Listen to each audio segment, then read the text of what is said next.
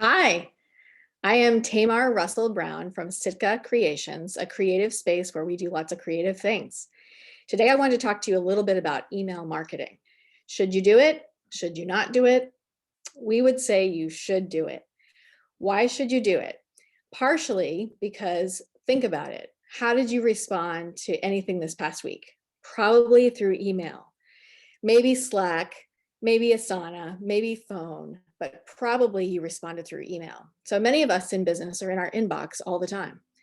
So if you want to reach people, what's a good way to do it? Probably email, but you don't want to bombard people. So it's good to be consistent, but not overuse your email marketing. So I want to give you a couple tips today on things that you need to do when you think about email marketing. Whatever platform you use, whatever tool, that could be Constant Contact or MailChimp. There's lots of them. Emma is a fun one. But whatever tool you use, set a date. And whatever day that is, be consistent. So let's say it's the first day of the month, or the 15th of the month, or the second Tuesday of every month. Do it consistently and plan for it. Make it part of your schedule. Also, in your inbox, you want to have fun things to look at, right?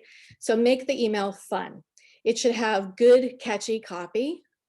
If you need help writing this, you should get help.